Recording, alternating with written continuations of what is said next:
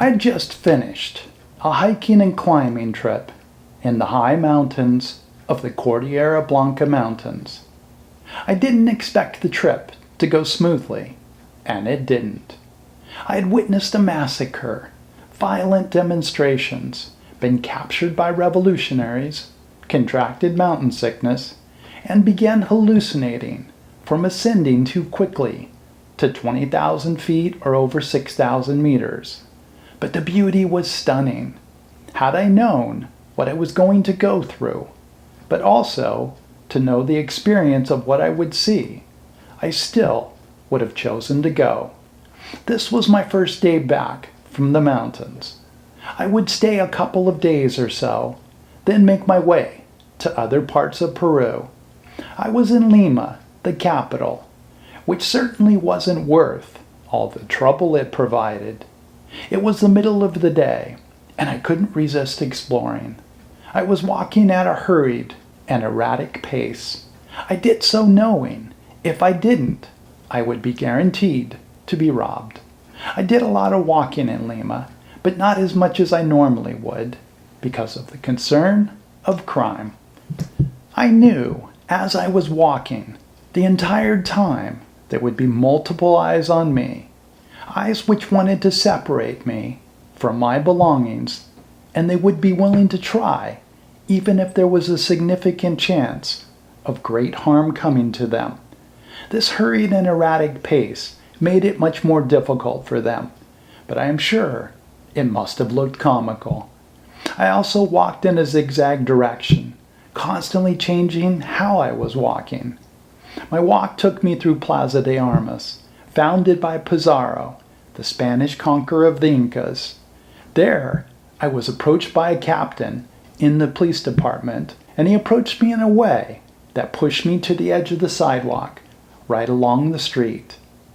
I knew this wasn't going to go well, and that my life was then in grave danger. He demanded, "Pasaporte, pasaporte." I considered my options. If I ran, I thought there would be a good chance he might shoot. And if not, I was sure he had other police watching this. Escaping this would have been extremely difficult. I had the athleticism to know I could get away from any one or two of them, but I didn't know how many there might be, and again, how willing they were to shoot. I still considered it, as I knew things were about to turn ugly. I handed him my passport. I was completely focused on him. He was the immediate danger. It wouldn't have made a difference had I been aware of what was about to happen, but usually awareness is a very strong trait of mine. An unmarked police car pulled up beside me, having turned their engine off a little distance before me and coasting as to not make any sounds. There was also the loud sounds of the city. I didn't hear the car approaching me. Normally I can sense things like this. I then felt my arm being pulled by two plainclothes men, and the captain pushed me into the back of the unmarked police car. I could have fought them off, but decided not to do this. All three men jumped in the car, and I was in the back seat. My door could not be unlocked from the inside. The captain then asked to see my backpack, which I was firmly holding. It had my camera and my traveler's checks for my trip. I knew what this was. The police were going to try to plant cocaine on me, and then ask for a payoff. The amount of the payoff would have been in the thousands of dollars. I would then have to give up the rest of my trip. I told the captain I would show him my backpack, but only at the police station. I also asked him for his ID number. Of course, he wouldn't give it to me. He continued to ask again and again. I kept asking him too. The intention was to wear me down, but I don't wear down. They would grow tired before me. After 20 minutes of this, the captain tried to punch me, but I should have known that this was a decoy. I blocked his punch, but was not watching the police officer next to me.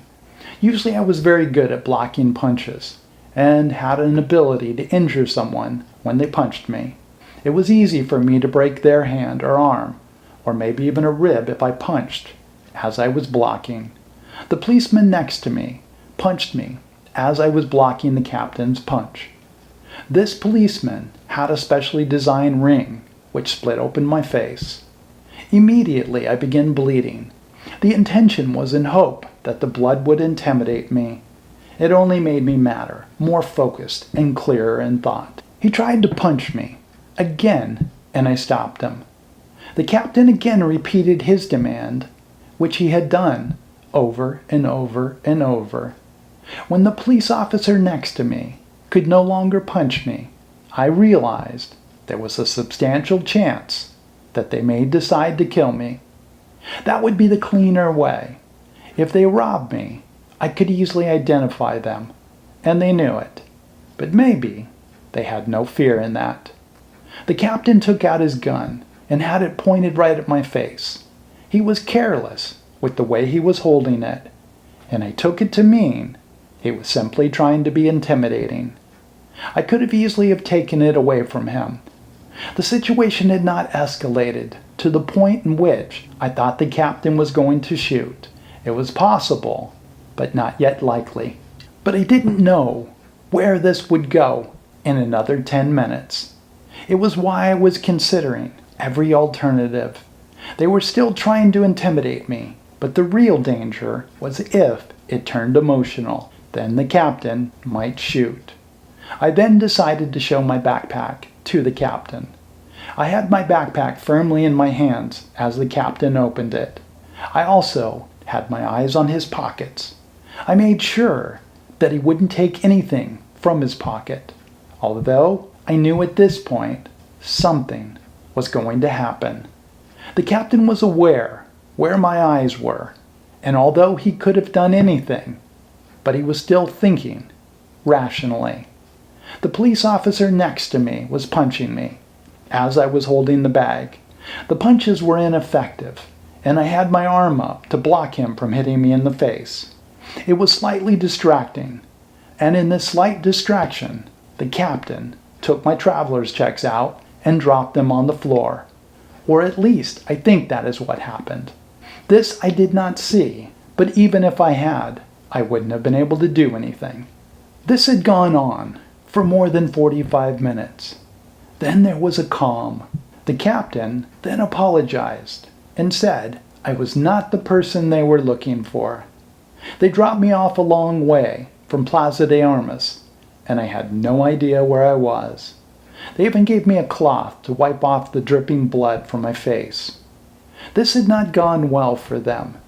The captain was sweating profusely, and the temperature was only 60 degrees Fahrenheit or 16 degrees Celsius outside. His last comment, in a very polite and considerate voice, was "Hace calor, no?" He was suggesting it was a warm day. I then stepped outside the police car and realized immediately that my traveler's checks had been stolen. That in itself was not a big deal, as I reported the incident to the traveler police and then American Express, the issuer of the traveler's checks, who then replaced them. The robbery really didn't cost me anything. The gash to my face wasn't deep or painful, and I now had one of my life's most interesting experiences. It turned out the best that it could have turned out. There were many scenarios which could have gone badly for me. I could only smile as I walked away.